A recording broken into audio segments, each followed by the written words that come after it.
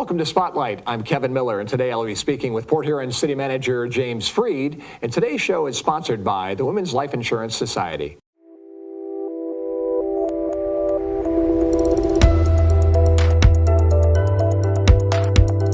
All right, James, we talked in our previous program about South Park and about the park systems in the city of Port Huron, but let's focus in on this show about downtown Port Huron. And I think the proper word is renaissance. Yes. When you took, and how many years have you been city manager? This is my 10th year. 10th year.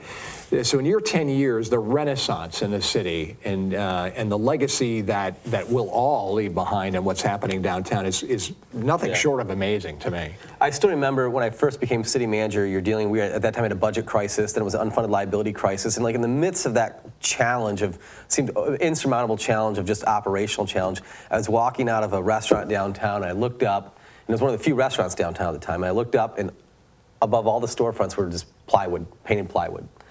And I thought, man, are we ever going to be able to pull this off and bring it back? And you have to go back to where we started, right? So you had the Marcia Haynes, Jerry Kramer, and the Wits first started building lofts downtown. And it was the lofts that really started something magical. When you start bringing in that much residential downtown, now we have hundreds of lofts, literally hundreds of lofts, hundreds of condos in the heart of downtown. And that population is now driving new restaurants. You have bootleggers, you have senior tequilas, you have Dots, just to name a few in the last couple years. And we have more to announce in the next couple months. The retailers growing down there, it shows what entrepreneurs and private enterprise can do. Government can't rebuild a downtown. That's not the role of government, it's free enterprise. And so what we did is we essentially invested in infrastructure, and then we did a pro-growth policy where we just cut restrictions, cut red tape. We made getting a building permit easier, getting a site plan easier. We want to make sure that Port Huron is the easiest place to grow your business, the easiest place to invest your capital, additionally being stable. We have the Wrigley Lofts in Wrigley Hall now. We look at Wrigley Hall, its own little music venue. Hundreds and hundreds of people there were last weekend. Rooftop deck, this food hall is amazing with all these different food options. And so you're now seeing where you can actually go downtown park and spend an entire night walking to different restaurants, different venues, different music venues. In downtown alone, we have 7 different music venues. On any given weekend, 7 different live music venues, which is what people want, live entertainment. So it really is just the magic of the housing, of bringing population downtown, and then with the free enterprise and the entrepreneurs. You gotta think Larry Jones and what he's done there. Just extraordinary development. On top of that, we have something that's very unique to our communities. We have an amazing community college right in the heart of our downtown. So St. Clair Community College is doing an amazing job. It's helping address the needs of our community when it comes to talent.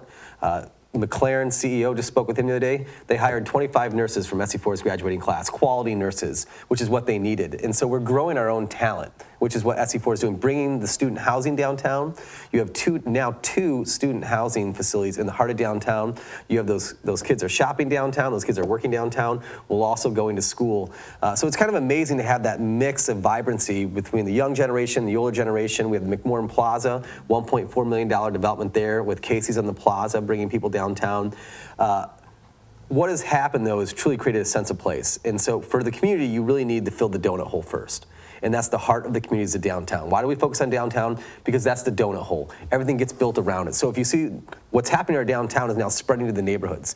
So if you look at the amount of building permits and renovation permits for the houses within the neighborhoods around downtown, it's significant. We're seeing millions of dollars being invested in Old Town, which is now some of the hottest real estate market in the city. The rental rate in Old Town is now down about 30%. So these homes are now converting from rentals to home ownership. People want to live there and raise their family there. So the downtown is really driving further economic growth.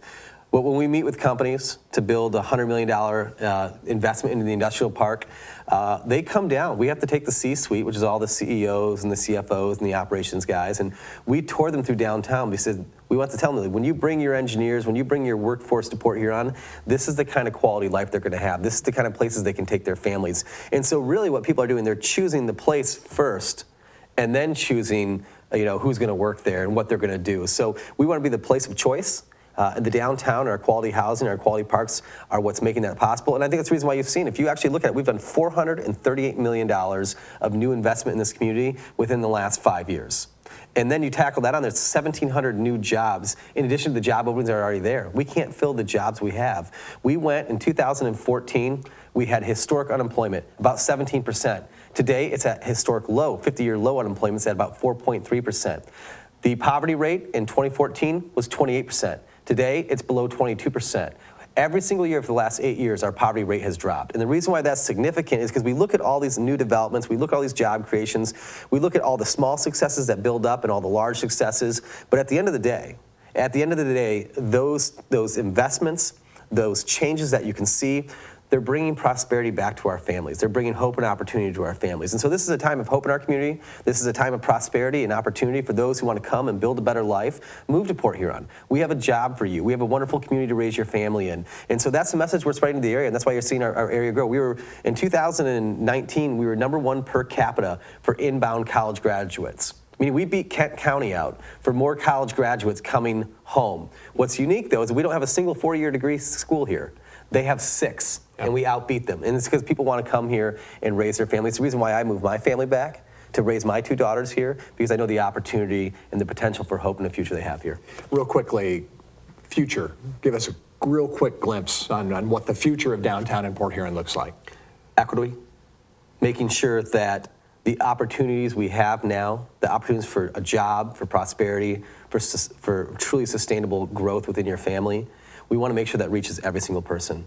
And so as these opportunities come on board, how do we make it equitable opportunity? How are we ensuring that everyone in the city has access to that opportunity? Does that mean if there's a job coming that requires some training, can we get those folks the training they need, the remedial training they need on the jobs, the tasks? Can we use SC4 to do some job training? Can we work with our employers to help equip those who need some soft skills or need some just basic education on the job to do? And so what does that look like? Because what we don't want is opportunities here for some, but not for all. And so as we work as a community as a whole, we have to make sure there's equitable opportunity.